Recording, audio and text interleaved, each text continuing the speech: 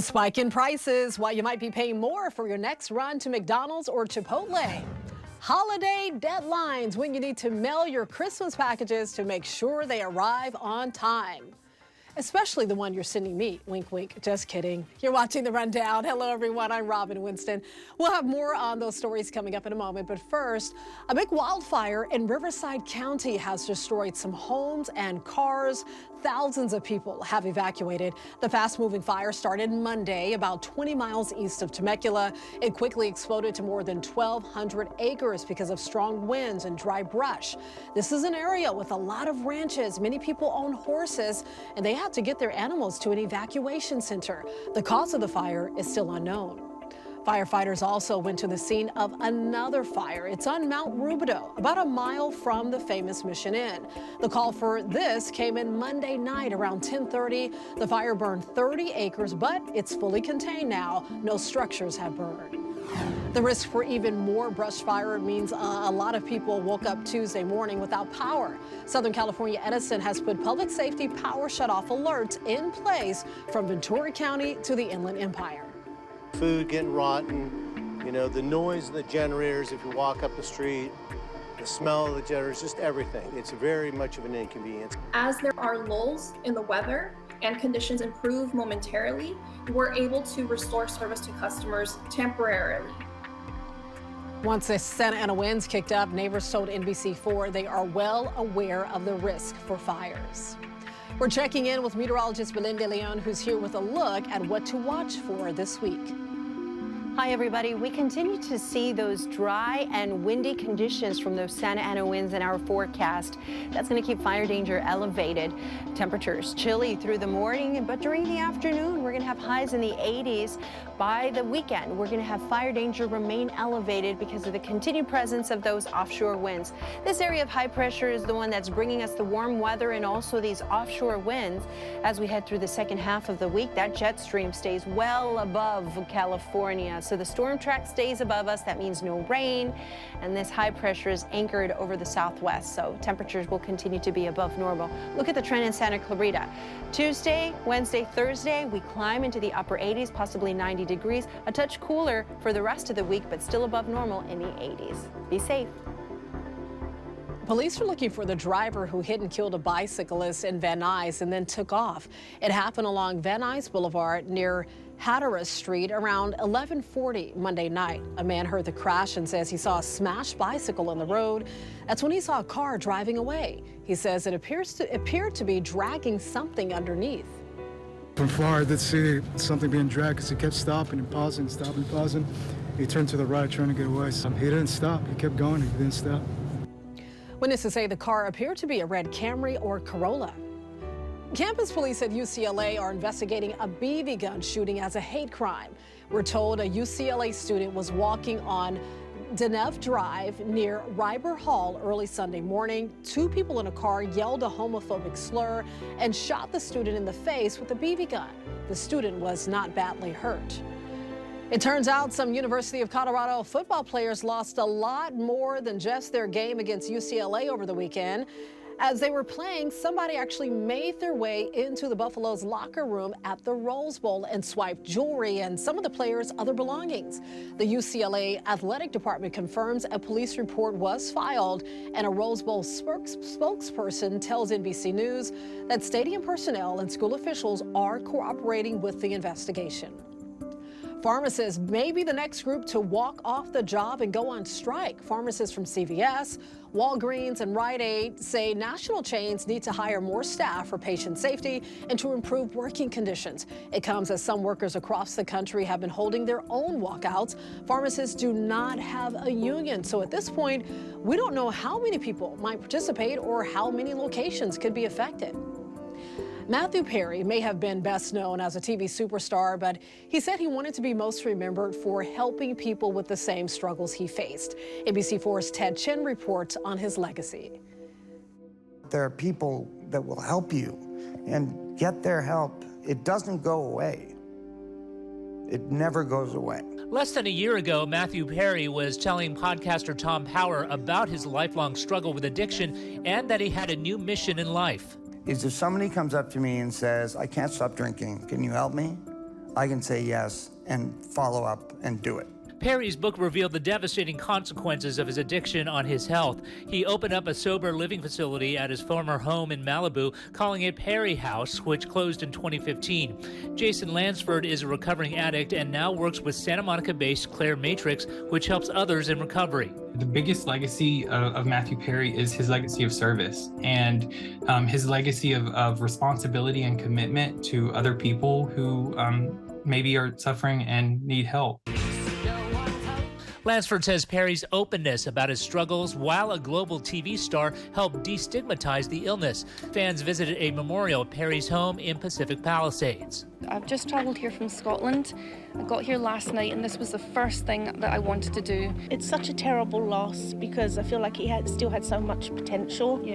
To do more great things. It was words on a script, but he made Chandler into who he was, that cadence of Matthew Perry's voice. No one could do it quite like that. On Instagram, Perry's close friend Hank Azaria made an emotional tribute. As a sober person, he was so caring and giving and wise, and he totally helped me get sober. I really loved him. A lot of us who were close to him felt like we lost him to drugs and alcohol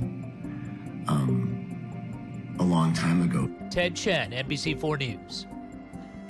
The cast of Friends is now offering its first public statement on the death of their longtime friend. It reads in part, "We are also utterly devastated by the loss of Matthew. We were more than just castmates. We are family. There is so much to say, but right now we're going to take a moment to grieve and process this loss." It went on to say the cast will say more in time.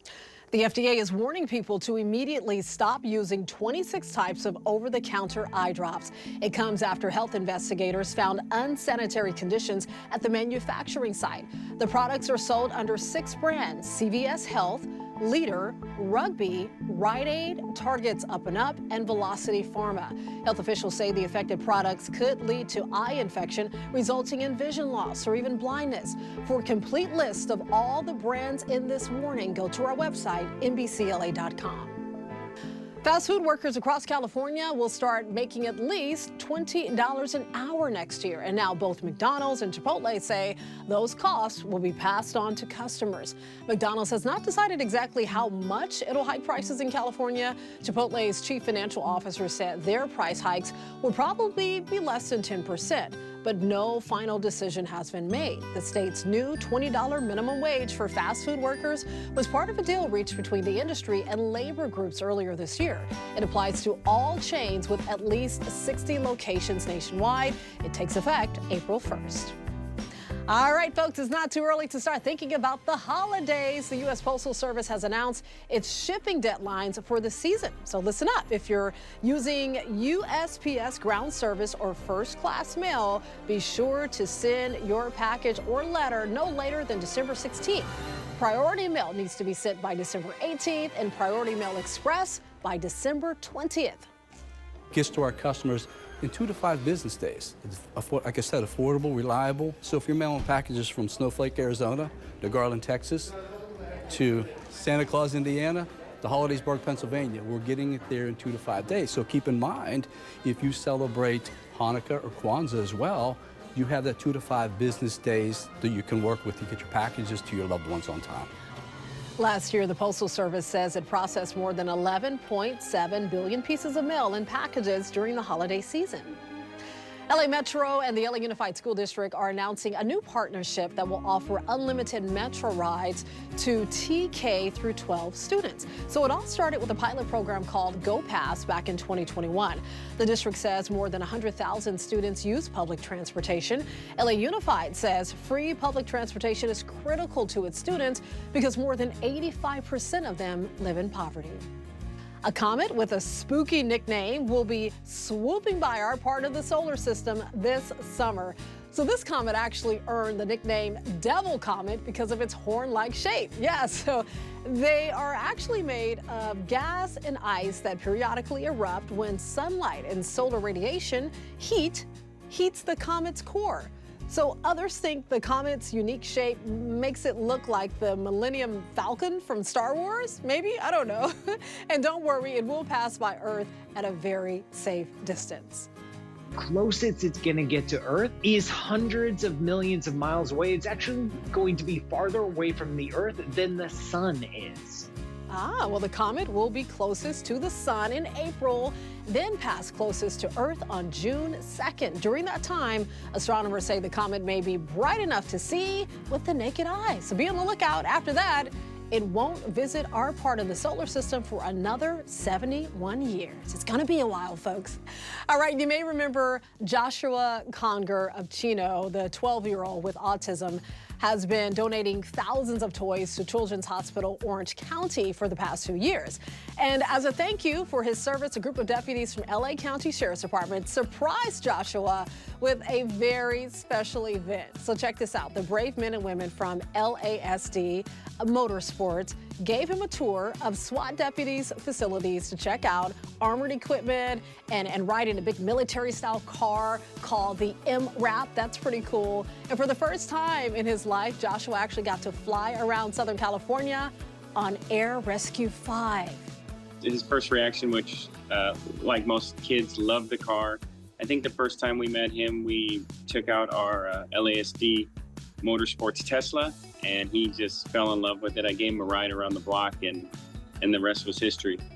Wow, I'm loving that car too. LASD Motorsports is a nonprofit community outreach program led by current, retired, and reserve deputies. They team up with schools and youth organizations to strengthen trust between the public and law enforcement and promote public safety. That is pretty cool. You can always get news and weather updates on the NBCLA app and our website, NBCLA.com. And be sure to tune into Today in LA on NBC4 weekdays, 4 to 7 a.m. I'll be helping you get around with traffic reports throughout the morning. All right, I'll see you next time on The Rundown.